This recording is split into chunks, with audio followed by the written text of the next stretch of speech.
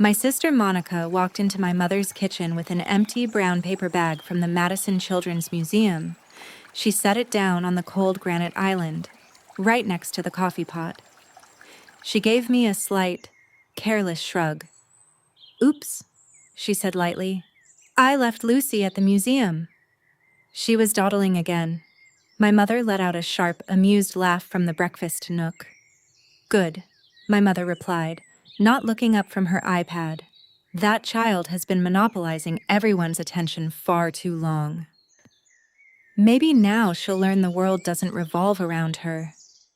At that moment, my 5-year-old daughter was standing alone by the museum's exit doors. But what my mother and sister did not know was that a locked safe in a lawyer's office in New Haven already held their exact undoing. 30 minutes later, their comfortable little world began to fracture, and the reckoning was something they could never outrun. Welcome back to Her Dignity Stories, a place where quiet resilience closes the account. If you have ever watched your own blood turn against your child, take a moment to like and subscribe. Drop your location and local time in the comments, as I love knowing where you are listening from. Let's go back to that Saturday afternoon in Beacon Hill. The kitchen smelled of Folgers coffee, the cheap kind my mother still bought despite the sub-zero refrigerator and the high-end appliances. The clock on the wall ticked too loudly. I didn't scream. I didn't call Monica a monster.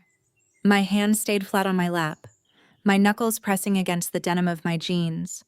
As an insurance claims adjuster, my brain doesn't process panic. It processes data. I stood up, walked down the hallway, and stepped into the powder room. I locked the heavy mahogany door. The brass deadbolt slid into place with a definitive click. I pulled out my phone and dialed a 10-digit number I had memorized 2 years ago. It wasn't 911. It was the direct customer service line for the Madison Children's Museum desk. I had saved it because the data in my life always pointed to an eventual breach of trust. A man answered on the first ring. His voice wasn't the cheerful tone of a museum employee. "This is Officer Marcus Vance with the Madison Police Department," he said. "Ma'am, if you are looking for a little girl in a yellow daisy dress, she is safe with me." My throat tightened, but I kept my breathing steady. "I'm her mother," I whispered. "We initiated a code Atom 30 minutes ago. Mrs. Sutton," Officer Vance said calmly. "Our security team flagged your sister's white Lexus SUV on the parking lot cameras. The footage clearly shows her backing out of the space, looking directly at the child through the rearview mirror, and accelerating onto the main road. We already have the time-stamped report filed." I closed my eyes, letting the cold tile wall support my back. Monica hadn't lost my child in a crowd. She had documented her departure. "I'm coming right now," I said. "Take your time. Drive safely." The officer replied, "She's having a juice box, and she told me she's waiting for the game to end." I hung up, unlocked the door, and walked back into the kitchen. I look at the world through the lens of impact angles, hospital ledgers, and signed depositions for 7 years. I have worked as a senior insurance claims adjuster for American Family Insurance in Madison. My job is to take human chaos, the twisted metal of a broad-sided sedan on Highway 12, the contradictory statements of panicked witnesses, and reduce it to undeniable fact. Numbers do not have a favorite child. A police report doesn't care about a mother's tears. That rigid clarity is what keeps me steady. I drive a silver 2017 Toyota RAV4 with a dent on the passenger door from a hit-and-run I chose not to claim. I pay my own mortgage on a small 2-bedroom bungalow near Willie Street. Every month, the bank deducts $1,840 from my account. My life is built on clean receipts and quiet autonomy. But inside my mother's house, logic has never applied. Monica is 4 years younger than me. Since the day she accidentally backed her bicycle into my father's workbench at age 6, she has been labeled fragile. When she dropped out of her sophomore year at UW-Madison, my mother called it a necessary mental health sabbatical. when she ruined her credit score by leasing a BMW she couldn't afford. My mother quietly paid the dealership off. Monica needs extra grace. Claire, my mother would say, her voice dropping into that rhythmic, rehearsed tone of defensive protection. She doesn't have your sturdy shoulders. I carried that word like a heavy coat for decades. Sturdy means you clean up the kitchen while your sister opens presents. Sturdy means you do not complain when your family forgets your wedding anniversary because Monica is having a crisis with her landlord. The resentment didn't arrive like a thunderclap. It accumulated like dust on a baseboard. It was in the small, daily omissions. Last December, I brought my mother a set of hand-thrown ceramic mugs from a local artist in Cambridge. They cost me $120, money I should have saved for Lucy's winter boots. Yesterday, while looking for a flashlight in the dark utility closet under the stairs, I found those mugs. They were still wrapped in the original bubble wrap, pushed behind a stack of old phone books. But on the living room mantel, a cheap, plastic souvenir coin Monica brought back from a weekend trip to Miami sat inside an expensive velvet-lined shadow box. Every minor award Monica ever received, down to a high school attendance certificate, was framed in heavy oak on the hallway wall. My college diploma with honors stayed in its cardboard mailing tube at the bottom of my closet. I swallowed the bitter taste in my throat and kept moving. When my husband, Ethan, died 3 years ago in a construction accident on a job site downtown, I was entirely hollowed out. A steel beam detached from a crane due to a faulty weld. The corporate payout was structured through a private indemnity fund. I remember sitting at this very kitchen table, my eyes swollen, holding a glass of ice water until my fingers went numb. My mother sat across from me, sliding a thick manila folder forward. "Let me handle the administrative burden." "Claire," she whispered, her hand warm and deceptively soft on my wrist. "You are too fragile right now to manage a complex estate trust. Sign the family management waiver and we will ensure Lucy's future is protected through our joint oversight." I signed the document because one of us had to be the floor for my daughter, and I didn't have the strength to read the fine print. I assumed a mother's oversight meant safety. But 3 months ago, while auditing my personal banking history for a refinancing application, I noticed something anomalous. A recurring monthly statement from the Ethan Sutton Memorial Trust showed an authorized secondary cardholder. The name on the ledger was Monica Sutton. The transaction history listed charges at Nordstrom, a high-end spa in Kohler, and boutique shops on Michigan Avenue. My mother hadn't placed Ethan's compensation into a locked educational fund for Lucy. She had quietly linked a family emergency card directly to my dead husband's indemnity fund. She had turned my tragedy into Monica's personal allowance, all while telling our relatives that they were supporting the Goa Fungeo. I sat in my office for 2 hours, watching the cursor blink on the spreadsheet. I didn't call my mother to scream. I didn't confront Monica at Sunday dinner. I simply downloaded 36 months of bank statements, exported them into a secure flash drive, and waited for the data to match the timeline. Now, standing in the quiet of the powder room, looking at my steady reflection in the mirror, I know the data has finally caught up with them. Every Sunday for the final 6 months of her life, I drove the 40 minutes up to my grandmother Margaret's house. The air in her bedroom always smelled of dried rosemary and crabtree and Evelyn lavender hand cream, a scent that tried to mask the heavy, medicinal odor of the oncology prescriptions. Lucy would sit on the edge of the floral mattress, her small shoes dangling inches above the hardwood floor, reading picture books out loud while my grandmother listened with her eyes closed. Monica could never bring herself to come. She always texted my mother that the sight of sickness was too overwhelming for her fragile system. But while Monica stayed away, her shadow remained in the room. One rainy afternoon in October, after Lucy had fallen asleep in the armchair holding her stuffed otter, my grandmother reached out and took my hand. Her fingers were cold, and her skin felt as thin as tracing paper. "Georgie," she whispered, using my childhood nickname. You need to watch Monica. She doesn't hate Lucy. A person has to care about a child to hate them. What Monica hates is your steadiness. She hates that you paid your own way, that you didn't break when Ethan died, and that you do not ask your mother for permission to breathe. Lucy is just the only tool she has left to make you bend. I didn't answer. I just watched the raindrops slide down the window pane, processing her words the way I review an auto liability claim, looking for the hidden negligence. My grandmother had spent 60 years inside the machinery of this family. She knew my mother's capacity for rewriting history, and she knew Monica's talent for turning calculated cruelty into a breathless little misunderstanding. 2 weeks before she passed, my grandmother called Lucy over to the bedside. She pulled a small white cotton handkerchief from beneath her pillow. It was hand-embroidered with the initials RH in faded navy thread. She pressed it into Lucy's tiny palm and curled her small fingers around it. "Listen to me, sweet pea," she whispered, her voice cracking slightly near the edge of her breath. "Your grandmother Patricia and your auntie Monica only see the things they want to see. They don't look at the floor, they only look at the mirror. You keep this handkerchief in your pocket during the games. If you are ever left alone, you do not cry, and you do not break the rules.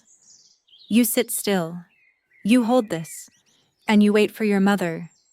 Lucy had nodded, accepting the instruction with the solemn gravity that only children who have lost a father can manage. I thought it was just a touching, sentimental moment between a dying woman and her great-granddaughter. I didn't understand the tactical placement of that handkerchief until today. But the real fracture in my family's foundation didn't happen at the bedside. It happened at the small mahogany desk in the den, on her final Friday, while my mother was out at her weekly bridge game. My grandfather Walter came into the room carrying 2 cups of English breakfast tea.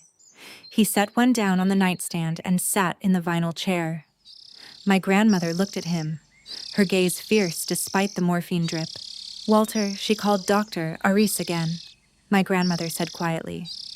My grandfather didn't look surprised. He just took a slow sip of his tea, his jaw working in the dim light. "I checked the landline records from the kitchen. Margaret," my grandfather replied. "Patricia has called his private clinic 3 times this month. She asked him what documentation he would require to sign an affidavit of cognitive decline. She told her friends at the church committee that you were getting confused about the estate titles. My mother wasn't waiting for her own mother to die of breast cancer. She was actively trying to legally erase my grandmother's sanity so she could seize the family properties before the estate tax laws changed in the new year. She wanted control of the Westbrook commercial portfolio, and she needed my grandmother to be deemed incompetent to do it." My grandmother didn't cry. She simply looked at my grandfather and said, "Call James Carlisle. Tell him it's time to seal the secure escrow." I stood by the door that afternoon, my hand gripping the cold brass knob, listening to my family dismantle themselves in the dark. I kept silent, assuming my grandfather would handle it. I didn't know that my mother's betrayal had already been met with an ironclad legal response 3 years in the making. And I didn't know that Monica's little stunt at the museum today was the exact trigger my grandmother had been waiting for from the grave. The office of James Carlisle in New Haven did not look like the corporate, glass tower law firms my mother preferred. It sat on the 2nd floor of a restored 1920s brick building on Elm Street, smelling of aged parchment, wool cardigans, and the faint, bitter tang of black tea. The corner of his massive oak desk was son Gossi, worn down by 40 years of resting his forearms in the exact same spot while reviewing deeds. James was 67, with thin gray hair and a quiet, unhurried cadence that belonged to a judge rather than a trial lawyer. He did not use a computer during our rare consultations. He wrote everything with a black Mont Blanc fountain pen in small, precise block letters. On the 2nd Tuesday of November, exactly 1 year before her death, my grandmother Margaret had sat in the green leather armchair across from him. She had paid her own taxi from the clinic to avoid my mother's tracking pings. She did not offer a tearful speech about family betrayal. Instead, she laid a heavy leather binder flat on the desk, unclasped the brass lock, and slid a stack of 8 thick, cream-colored envelopes across the wood. Each envelope was sealed with heavy red wax and stamped with her personal notary seal. "James," she had said, her voice thin but absolute, "Patricia and Monica do not operate on emotion. They operate on a strategic timeline of convenience. They expect me to yell, to argue, or to cut them off in a fit of dramatic anger so they can challenge my sanity in probate court. I am not going to give them noise. I am giving them a mirror." The agreement she signed that morning established a blind escrow trust. James Carlisle was appointed as the sole fiduciary trustee, vested with unilateral authority that bypassed the standard estate probate process entirely. The instructions were mathematical in their rigidity. Each of the 8 envelopes corresponded to a specific, predicted behavior of malice or entitlement from my mother or sister. Envelope number 1 was tied to the unauthorized attempts to contact medical evaluation professionals. Envelope number 2 handled the manipulation of my grandfather's living arrangements. Envelope number 3 was designated for the slander campaigns regarding my ability to manage Lucy. James was bound by a strict non-disclosure clause. He was legally forbidden from revealing the existence of the envelopes to my mother, to Monica, or even to me until the specific behavioral trigger occurred. "You are the gatekeeper of the facts, James," my grandmother had noted, her thumb smoothing over the red wax of the top envelope. "They will bleed themselves dry without ever realizing where the incision was made." But the true structural knot of this legal architecture, the element that made it a flawless cage, was that even my grandfather Walter did not know the contents of those envelopes. He knew they existed in James's fireproof safe, but he had intentionally refused to read the text. He did not want his grief or his remaining affection for his daughter to dilute the execution of the strategy. My grandfather's sole role in the trust was that of the Keech-Hote, the verifier of reality. When an event occurred in the family, his only job was to call James, verify the factual occurrence under oath, and allow the attorney to check it against the pre-written instructions. If the data matched, the corresponding envelope left the safe. If it didn't, the trust remained static. My mother and sister had spent 36 months believing they were playing a high-stakes chess match against an old man with a weak right eye and a broken heart. They believed they were winning the small rounds, pocketing the trust fund distributions, and positioning Monica to inherit the Park Avenue asset profile. What they didn't know, what James Carlisle explained to me with the cold, detached precision of a tax auditor, was that the first 5 envelopes had already been opened over the last 24 months. Every time my mother had quietly filed an inquiry with the senior living facility to pressure my grandfather into an evaluation, envelope number 1 had opened. The consequence was an automated, permanent 5% reduction in her monthly discretionary distribution, reallocated directly into Lucy's educational trust. When Monica had lied about the $40,000 loan for her cosmetic line, masking it under my father's medical ledger, envelope number 4 had left the safe. The result was the automatic termination of her co-signer status on the New Haven condo lease, effective upon my grandfather's 81st birthday. They had been bleeding out their financial future one automated payment at a time, and because my grandfather never let it show in his face, they assumed the silence was an agreement. They thought the machine was broken, but it was simply working at a frequency they couldn't hear. "Your mother called my office twice last year demanding a comprehensive asset audit." "Claire," James said, his fountain pen resting perfectly inside its leather groove. "She told my receptionist that Walter was getting confused about the capital gains taxes." I didn't argue with her. I simply sent her a standard 1-page administrative receipt and logged the call as an unauthorized attempt to interfere with a non-probate asset. That phone call opened envelope number 5. It removed her name from the successor trustee designation permanently. I sat across from him in the dimming afternoon light, listening to the radiator click behind my chair. I looked at the single sheet of paper he had printed for me, the log of 5 opened seals, 5 factual events, and 5 cold legal adjustments. My family hadn't just made a mistake today at the Madison Children's Museum. They had finally walked into the 6th room of a house my grandmother had spent her final summer building to trap them. The morning of Saturday, May 2nd, began with a deceptive, low-angled Midwestern sun that offered no real warmth to the streets of Madison. The thermometer on my RAV4 dashboard read 42 degrees, a lingering chill that made the glass of the Madison Children's Museum look frosted from the outside. Monica had showed up at my bungalow at 9:30 a.m., wearing a pristine cream puffer jacket, her hair ironed straight, smelling of expensive salon shampoo. She had been uncharacteristically soft, her voice dropping into that melodic, breathy register she used whenever she wanted to appear indispensable to the family. "Let me take Lucy to the museum gift shop to pick out a birthday frame for Pop Pop." "Claire," she had said, leaning down to adjust the collar of Lucy's yellow daisy dress. "Just 45 minutes. I promise. You look so tired, and you need a break from being the load-bearing wall all the time." I had hesitated, my thumb tracing the edge of my coffee mug, but my mother was hosting the early luncheon for my father's retirement associates from the bank that afternoon. And I had 3 commercial claims files to audit before noon.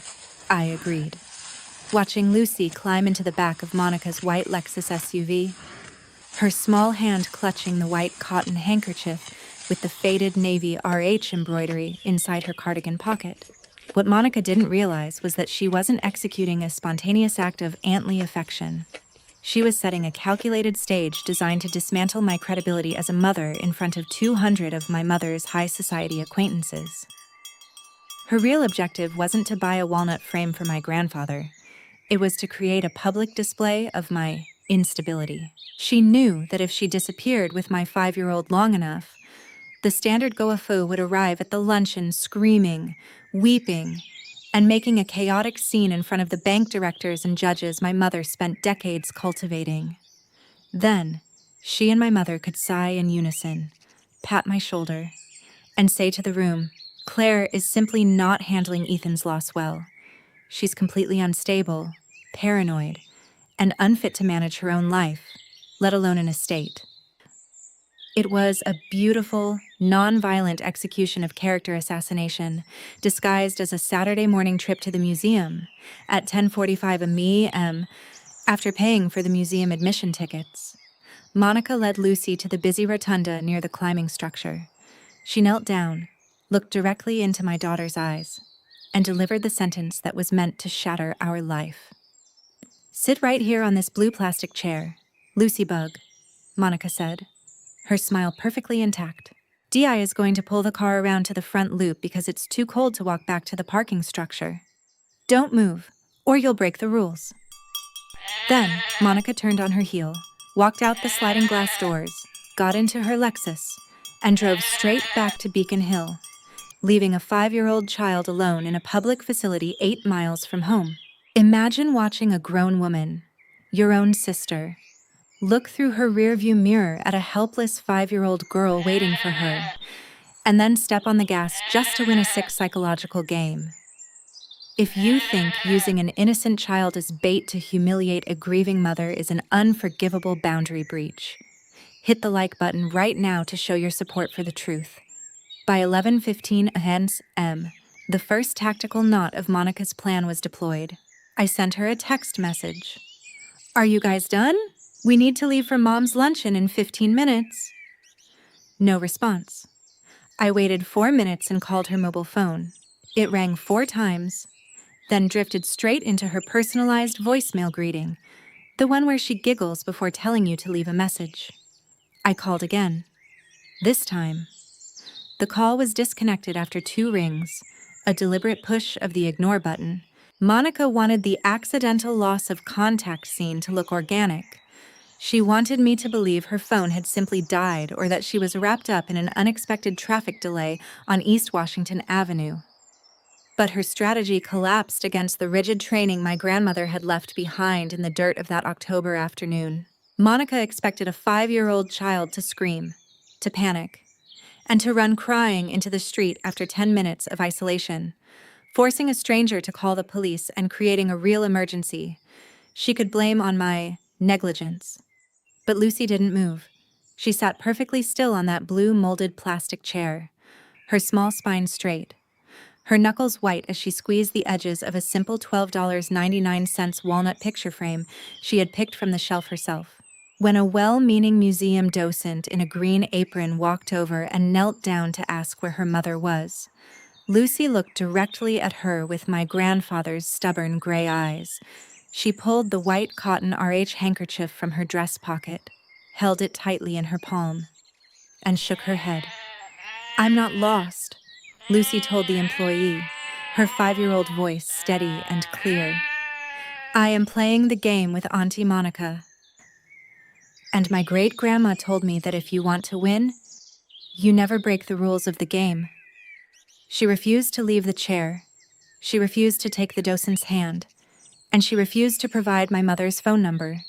She simply sat there, a tiny load-bearing wall in the middle of the museum lobby, holding her facts, waiting for the clock to strike 12. Monica had spent 36 months studying my vulnerabilities, but she had completely failed to realize that my daughter had been raised by the same woman who had out-negotiated the city planners of Boston in 1974. I unlocked the powder room door at my mother's house, the bank statements from Ethan's trust still heavy in my bag, and walked back into the kitchen where Monica was currently picking at a bowl of green grapes, waiting for my tears. I stepped out of the powder room, the brass key ring of my Toyota RAV4 cold between my fingers. The skin on my left cheek still throbbed with a dull, heavy heat, the exact physical imprint of where my mother's palm had met my face 3 years ago during that silent, miserable dinner. I didn't shake. I didn't look at the catered platters of salmon and finger sandwiches resting on the marble counter.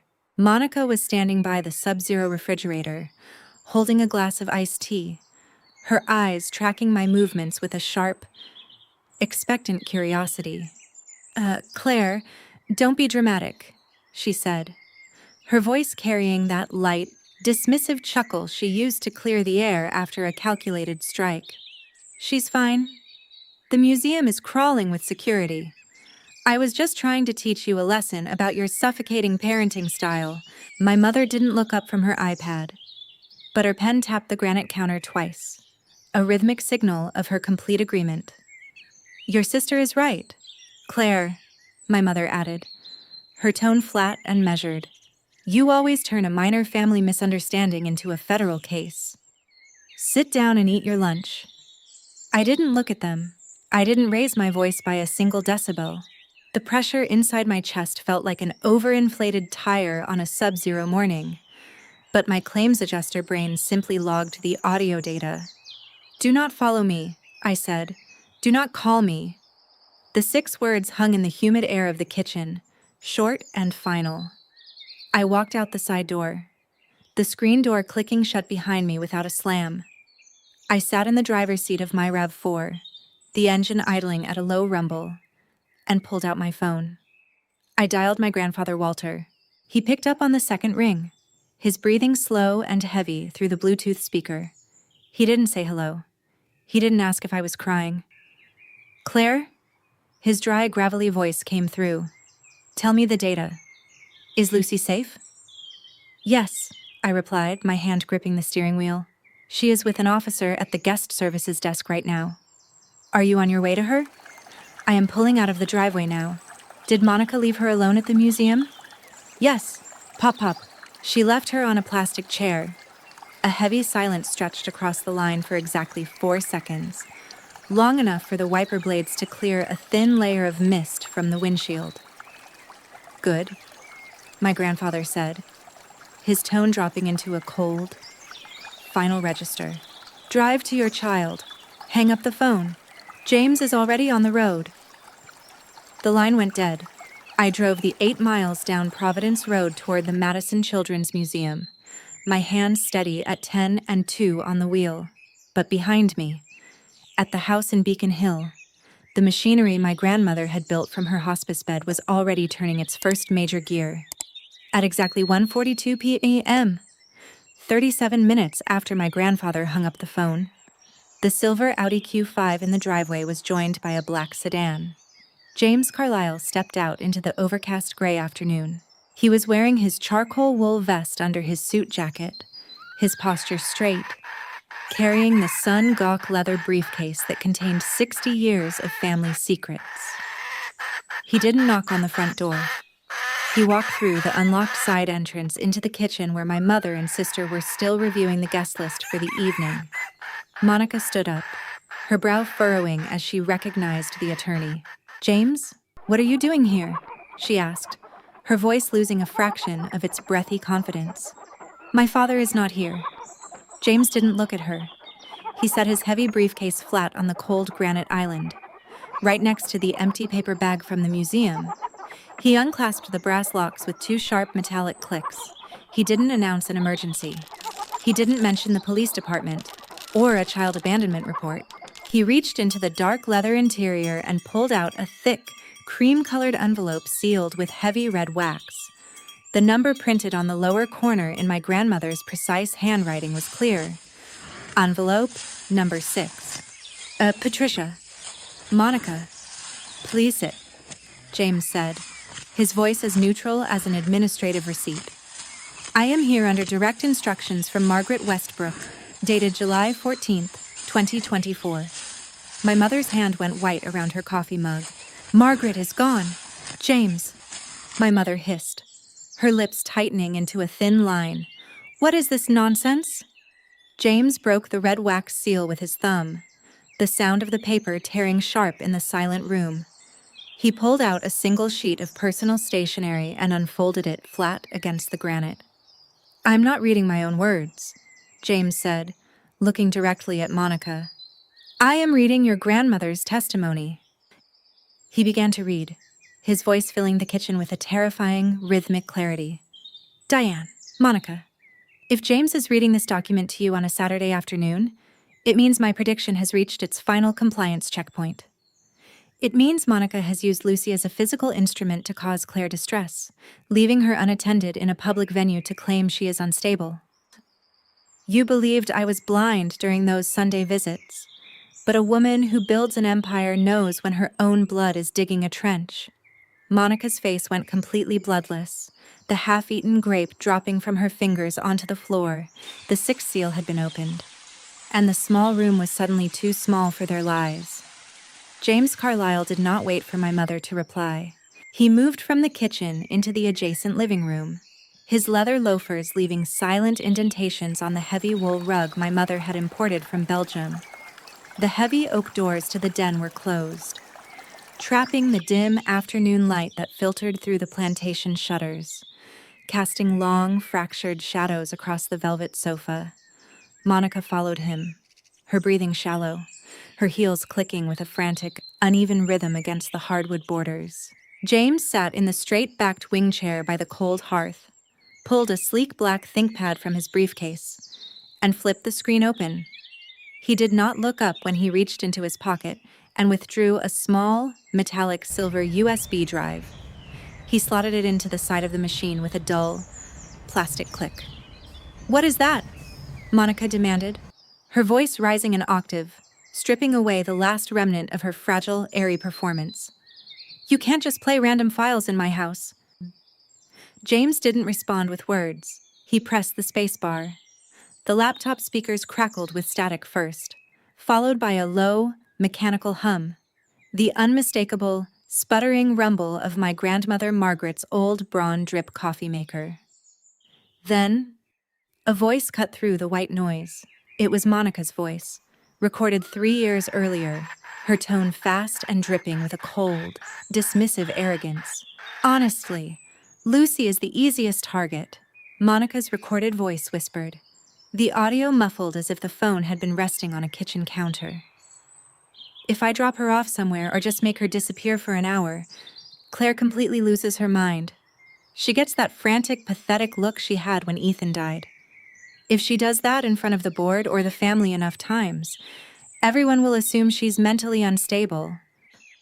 A paranoid widow can't hold a majority voting stake in a commercial portfolio, can she? The assets will default straight back to Mom, and then it's ours. The recording kept playing, but inside the room, the silence was total. Monica's mouth opened, her fingers twitching against the seam of her cream puffer jacket, her eyes locked on the spinning digital audio line on the screen. The carefully ironed facade of the fragile little sister didn't just crack, it dissolved into raw, exposed panic. My mother, her face the color of dry drywall, lunged across the mahogany coffee table, her manicured hand clawing directly toward the silver USB drive sticking out of the laptop port. "Shut that off!" my mother shrieked, her Cartier bracelet slamming against the wood with a sharp crack. James Carlyle did not flinch or pull the computer away. He simply leaned forward, his forearm resting on the sun-gawked desk, his gray eyes locking onto my mother with the cold, immovable weight of a federal injunction. "Touch that drive, Patricia, and I will call Detective Ostrowski immediately," James said, his voice entirely devoid of heat. The Charlotte-Mecklenburg Police Department has already logged the incident report for child abandonment at the Madison Children's Museum. This digital file is already mirrored on the secure New Haven firm server. It is evidence. My mother's hand froze midair, her fingers hovering inches from the port, trembling against the cold draft of the room. She pulled her arm back, tucking it against her chest like a wounded animal caught in a spotlight. But the silver drive had one more layer of data to release. The static on the recording faded for a second, and then a second voice came through the speaker, clearer, sharper, and loaded with maternal calculation. It was my mother's voice. "Don't do it at a park, Monica," Patricia's recorded voice instructed, her tone practical, like she was organizing a church fundraiser. "Do it at the Madison Children's Museum next month during the Walter Retirement Luncheon. The corner section near the climbing rotunda has a dead zone in the internal surveillance system. The facility manager told me the cameras are scheduled for a digital overhaul in June. The staff won't see you leave her. It will look like a total accident." The audio dropped back into the sputtering hum of the coffee maker, and then James hit the space bar, cutting the room back into absolute darkness. My mother sank back into the velvet cushions, her chest heaving under her plum dress. She hadn't just been an observer to Monica's malice. She had provided the operational blueprint.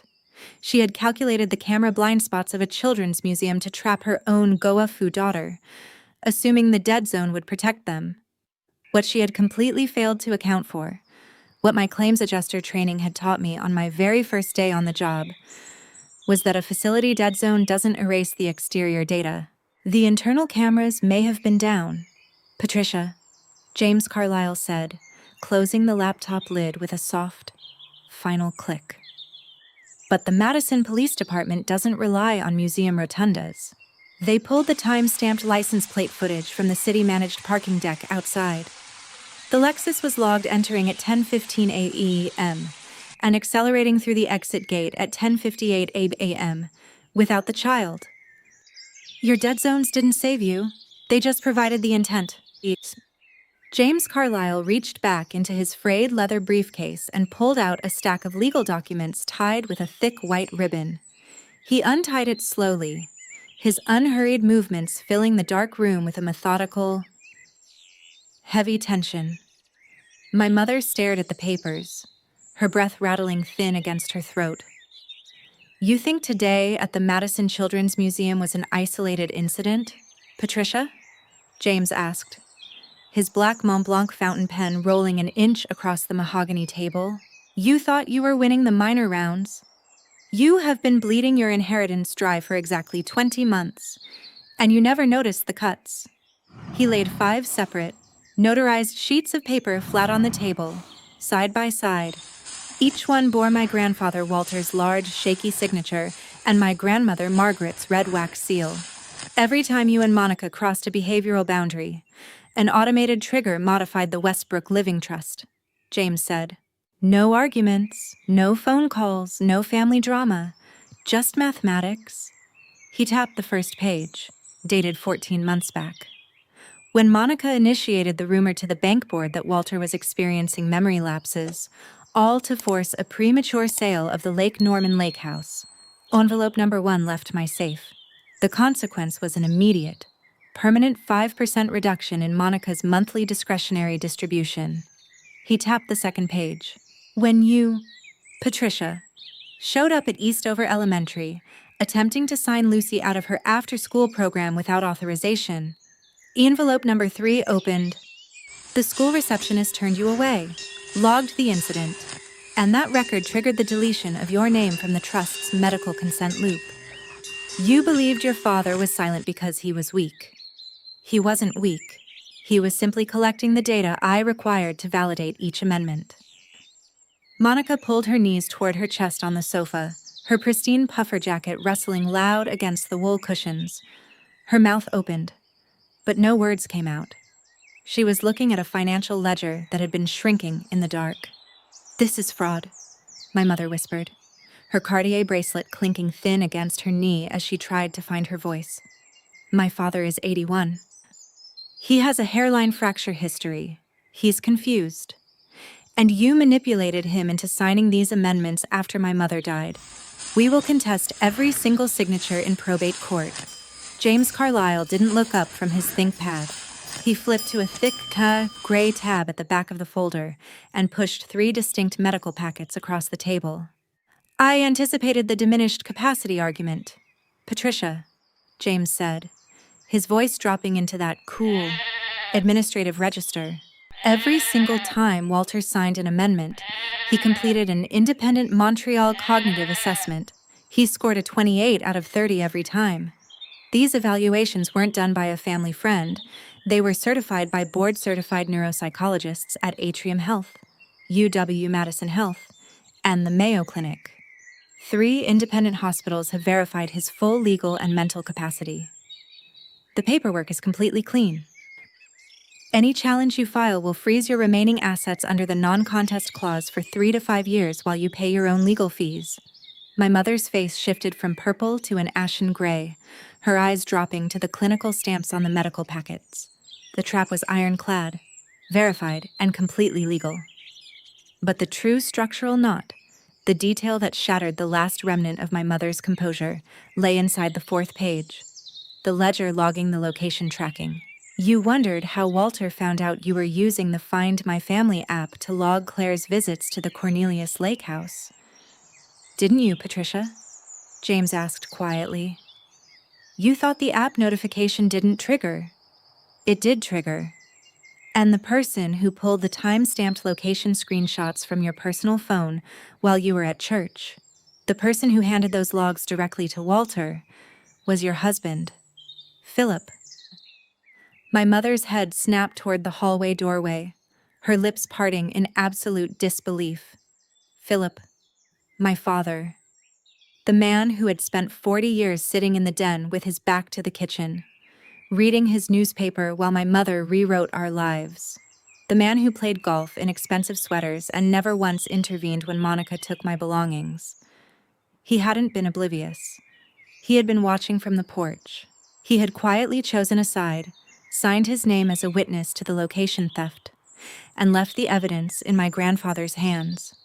James Carlyle gathered the 5 pages, aligned their edges with a sharp tap against the mahogany table, and slid them back into his briefcase. "The first 5 seals are verified, Patricia," James concluded, his font-like block letters closing the entry log. "Now, we proceed to the 6th. 1 week after the museum incident, my mother's silver Audi Q5 pulled onto the gravel drive at Lake Norman. The dining room table was set for a legal meeting, not a Sunday dinner. My grandfather Walter sat on one side, James Carlyle at the head, and I sat across from them with my adjuster folder open. My mother Patricia and Monica took the short ends. The far chair, the one my grandmother Margaret had occupied for 58 years, remained empty. Her wedding photograph sat on the cushion in a silver frame, her eyes staring directly into the room. The space was quiet, smelling of cold English breakfast tea and old paper. James Carlyle unclasped his briefcase, placing a 9-page document flat on the polished walnut. We are here to review the Sixth Amendment of the Trust, executed after the events of Saturday, May 2nd, James said calmly. He slid 2 pages across the table toward Monica. Miss Sutton, your monthly estate distributions are terminated immediately. Your New Haven apartment lease will end in exactly 90 days. You have until August 1st to vacate the premises.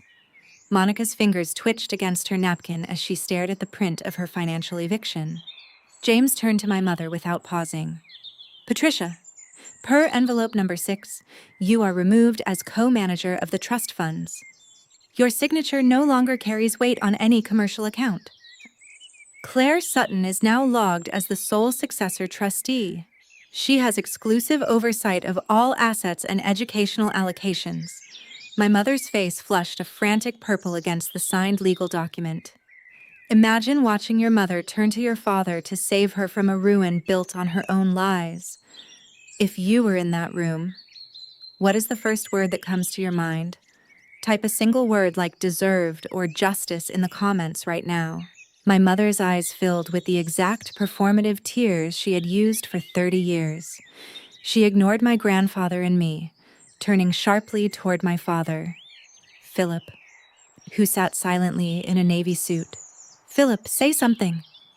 She wept, reaching for his sleeve. Are you going to let them do this to me? This is our life. My father stared at his hands for 3 seconds while the mantel clock ticked against the silence. Then he stood up without yelling. He took off his suit jacket, folded it over his arm, and looked directly at me. Claire is right, Patricia, he said, his whisper carrying a terrifying weight. The museum report was the end of it. I saw the license plate footage and the anomalies in Ethan's trust fund. His shoulders dropped like a heavy load had finally hit the floor. I have been a coward for 40 years, telling myself that keeping my mouth shut was keeping the peace. It wasn't peace. It was a quiet agreement to let you destroy our eldest daughter for Monica's vanity. I am done being in the room for it. My mother's hand froze midair as he turned and walked out the door. He walked past the kitchen out to the porch to wait for a rideshare back to Charlotte. The screen door clicked shut behind him without a slam. He didn't look back at the silver Audi. He left the kingdom she built on sand. James Carlyle aligned the pages with a single tap against the walnut wood. The assets are transitioned, Patricia. James concluded, closing the folder. The account is closed. On Monday morning at 8:30 a.m., my kitchen table in Plaza Midwood was covered in neat manila folders, the sun-illuminated columns of my pending insurance claims ledgers. For the first time in 20 months, the suffocating weight in my chest was gone. I felt clean. I took a sip of coffee, picked up my portfolio, and went to establish my new reality. My first stop was Eastover Elementary. The office smelled of floor wax and pencil shavings. Maureen Caldwell, the receptionist who turned Monica away before, gave me a knowing nod, without emotional explanations. I slid a standard administrative update form across the counter. I need to update my daughter's pickup list, I said steadily. I am removing 2 names and adding 1, with a black pen. I drew a duck coat line through Patricia Carrington and Monica Sutton. In their place, I wrote Walter Westbrook and signed. Maureen stamped it with the official school seal. Your word is enough, Mrs. Sutton, she said. Lucy is safe with us. Next, I drove down the avenue to Dr. Caroline Whitmore's pediatric clinic, ignoring the noisy waiting room. I filled out a new medical release waiver. I officially revoked my mother's authority to consent to emergency treatment or access Lucy's health records. Back in my Toyota RAV4, I let out a long, slow breath. At noon, I grabbed a metal screwdriver from Ethan's old toolbox. I completely replaced the digital keypad deadbolts on the front, back, and garage doors. Monica had asked for my door code in 2024 under the guise of an emergency night out she never fulfilled. I cleared the old data and punched in a new 6-character sequence. A specific flower name, followed by 2024, the year my grandmother Margaret passed away. Then, I logged into my laptop and changed the Wi-Fi password to match. Monica's 16 months of free network access was officially dead. As I verified the router connection, my phone pinged with an automatic carrier text. "You are no longer sharing location with Patricia Carrington." My fingers froze. My mother had tracked my coordinates since 2022 under the pretense of widow safety. But she actually used it to monitor my visits to my grandfather's house. The deletion was instantaneous, just as my grandfather's birthday luncheon was winding down. I didn't send an apology. Then, a text from Monica flashed. "Claire, call me." The rental office handed me a 90-day non-renewal notice. "I don't have cash for next month's deposit. Mom is in pieces and can't access the trust ledger. You can't do this to your sister over a stupid joke at the museum." She attached an Instagram screenshot of a Brené Brown quote about holding up a mirror to family. She was still using self-help language to paper over the fact that she had abandoned a 5-year-old child, entirely skipping her own accountability. I didn't type an angry paragraph. I simply selected the entire text chain and screenshot, forwarding it directly to James Carlisle's secure email. My grandmother had spent 3 years preparing for their panic. I wasn't going to dilute her strategy with a shouting match. I let the legal machinery handle it. I locked my phone, set it face down on the walnut table, and made Lucy pancakes. My rangioi were no longer a negotiation. They were a matter of clean, unyielding documentation. 3 weeks after the final trust distribution adjustments, I sat across from my grandfather Walter at his kitchen table in Cornelius. The room was quiet, save for the ticking grandfather clock and the distant rumble of a motorboat on Lake Norman. Shifting squares of white sunlight reflected off the water onto the polished oak table. My grandfather poured fresh English breakfast tea from a heavy porcelain pot. Before sitting, he placed a 3rd cup on a lace coaster at the empty seat where my grandmother Margaret had sat for nearly 60 years. He had done this every evening for 20 months, letting the steam fade until the porcelain went cold. He looked at me with his clear, gray left eye, his hand steady as he adjusted his spectacles. "Your grandmother left 2 more letters in the blind escrow." "Georgie," he said dryly, "they are sitting inside James Carlisle's fireproof safe on Elm Street. But they aren't meant for your mother or Monica. They were never intended for this battle." He took a slow sip of tea, his leather-bound ledger resting unopened next to his saucer. "Envelope number 7 is marked for May 2nd, 2039, the day Lucy turns 18. Envelope number 8 is sealed to be delivered only on the day Lucy has her own first child." I set my teacup down against the saucer with a small metallic clink. A heavy wave of emotion pressed tight against my throat. My grandmother had sat at this exact table during her final summer of illness, her fingers stiff from chemotherapy, writing careful sentences to a 5-year-old girl. She built an emotional and financial roadmap for a future she knew she would never see. She was writing to a woman she would never meet. "Claire," my grandfather whispered, tracing the worn wood grain. The structural ruang cot of those final 2 seals wasn't just a collection of sentimental maternal advice. It was an ironclad legal lockbox. Attached directly to envelope number 7 was a secondary, fully funded educational trust administered under James Carlisle's firm fiduciary stamp. The clause was non-negotiable and autonomous. Not a single dollar of the principal or interest could be accessed, modified, or borrowed against by my mother, Monica, or even me. It was a closed loop, immune to family pressure or future probate court interventions, designed to sit quietly until Lucy signed the adult acknowledgement on her 18th birthday.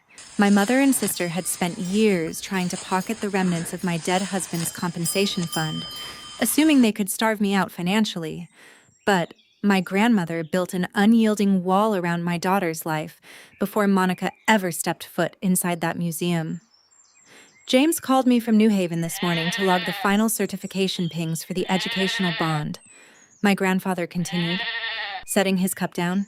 He told me he accidentally read the opening disclosure line of the property schedule attached to the seventh seal. He wanted me to understand the true value of what your grandmother preserved. My grandfather allowed himself a small, rare smile, the first since the funeral. In 2018, Monica laughed at your grandmother for refusing to sell the proprietary rights to her old medical billing and accounting architecture, he said, looking at the empty chair. Monica told her friends at the country club that the software platform was a clumsy, obsolete piece of junk that didn't belong in a modern real estate market. But your grandmother never updated the license for convenience. She updated it for stability. Last month, an international healthcare network based out of Michigan completed an audit of vintage algorithmic structures for hospital inventory systems. They discovered Margaret's old system has the lowest digital breach percentage in the industry because it doesn't rely on standard commercial data ports.